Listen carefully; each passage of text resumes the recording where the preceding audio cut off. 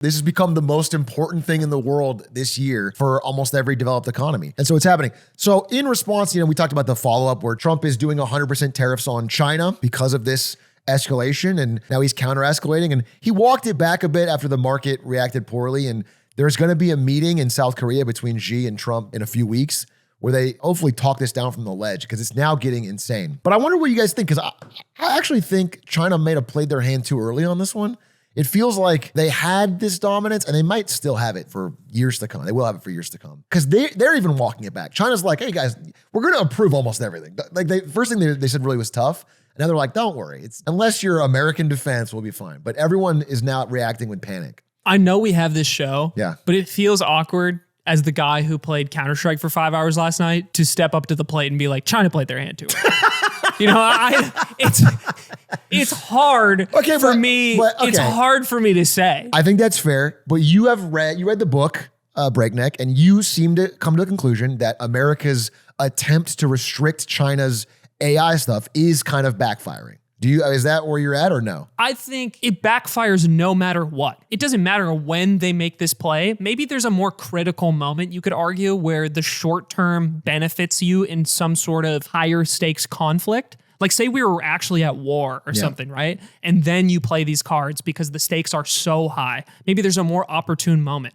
But regardless of when you do it across all of these issues, as soon as you make a move like this that is heard so widely, everybody is going to react and start developing the tools to combat the leverage that they have over you. It doesn't matter when it's leverage. Well, that's what I'm saying is the longer you wait, the more your dominance entrenches and the more you can have that leverage unsaid. Use it when you actually need it. I think to pull it out so early. I guess what I would ask is how much more entrenched do they need to be? Like if you gave them 5 more years, 10 more years, I don't really know the answer to that question. But it seems like from what you were walking through, their strategic position is as powerful as it basically could be. I think that's a fair point. I mean, they think so. As in, this is not a ad hoc plan. This didn't just come together. They have been planning for this.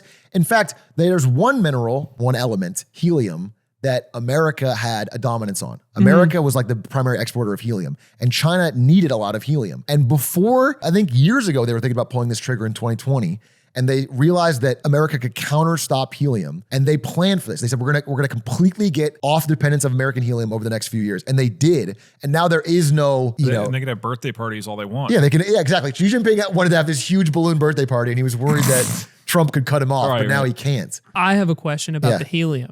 Forgive me. Yeah, I might not know this one. Isn't helium really common? Why is it so? My understanding isn't helium the next most common one? Or I don't. It's there's a limited amount. I don't know off the top of my head. Yeah, I heard there's a limited amount of helium. The sun be making helium. But I know that sounds silly. It's maybe we just can't get it. Bro. Maybe we just can't get it. I don't know enough about this topic to know how we could collect I use fake helium. rocks. I don't understand how elements truly work on a fundamental level. I just know that they're naturally occurring, and China says they own 12. No, there's a finite amount of helium on Earth. It's not a thing you just have an infinite amount of. Shouldn't we just go to the sun and get it? Go scoop it up. Should we just be scooping it up at the sun? I'm asking ChatGPT. Sometimes on the show, I have to let my inner child run wild and ask the questions like, shouldn't we just go to the sun? You have to explain Israel, Palestine, and Gaza. Yeah. We can scoop up helium from the sun. I think this juxtaposition is important because it means if you're listening to the show, it's like you should go. You shouldn't just be listening to this show. Nah, you're good. Because in my head, it's like helium. The sun be making that. Lot of it. No, hold on. I'm going to push back. What are you suggesting specifically? That we go to the sun? Okay. The sun doesn't deliver it here. The sun disperses it. Stop saying the sun be making it. Just that last time you should say that. That's true, though. That's true. You know that's how it works, right? The sun is 150 million kilometers away. Yeah, but it's going to make it to us, surely. And then you can scoop it up.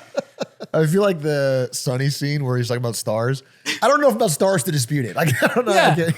I know if I know anything, I know for a fact that the sun be making it.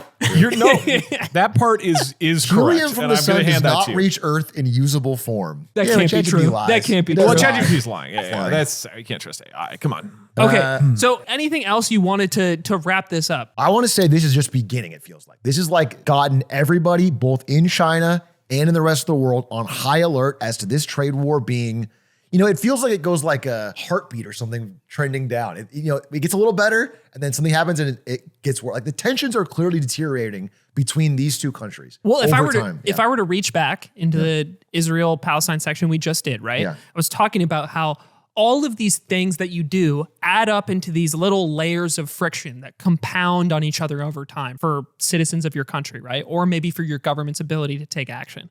And I think here, the beginning of this trade war, as it continues to play out, as these things pass over time, they affect our lives individually in like little inconvenient ways that add up and add up and add up over time, that put pressure on presumably the American government to make a decision of whether or not they can continue to hold strong or if they need to cave in order to make the political base happy, right? And this is the same thing. I need enough time to play out and see how is this going to affect me in my day-to-day life? Because it surely will with enough time passing. Well, the immediate thing is the tariffs. So again, the way it immediately affects people is that Trump, in response to this, said 100% tariffs on everything from China starting November 1st. And like for normal people, you might have ordered 12,000 mugs. Right, right. The average again, speaking as like the kind of everyman on the podcast, I have $100,000 in mugs arriving in a few weeks, and I might be fucked.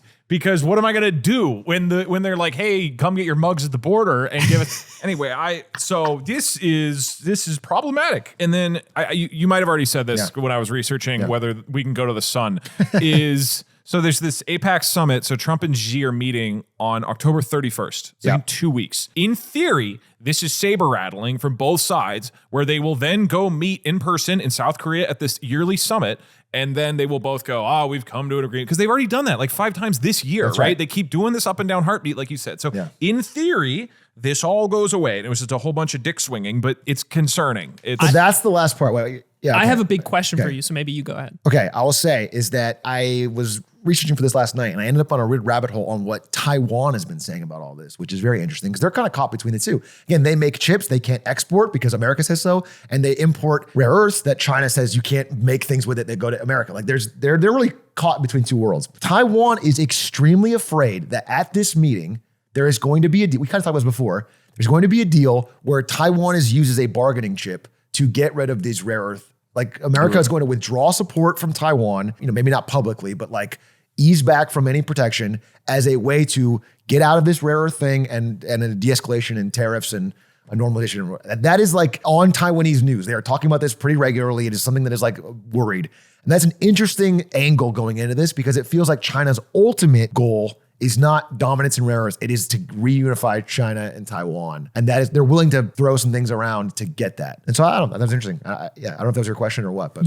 Almost exactly my question. We had touched on the idea of the US and China positioning themselves to actually get along and kind of not deal with these disputes anymore. Where does that stand? But I think this is the exact answer. And again, I don't know. This is just what's speculated in Taiwan. Of course, they're going to say that in Taiwan. It's like very fresh and relevant to them, but there's some credibility to it, especially given recent actions. So again, like a Taiwanese leader wasn't able to land in America recently. Like they were going to have a meeting and they blocked it. And they said, just keep going, just as a way of simmering tensions with China.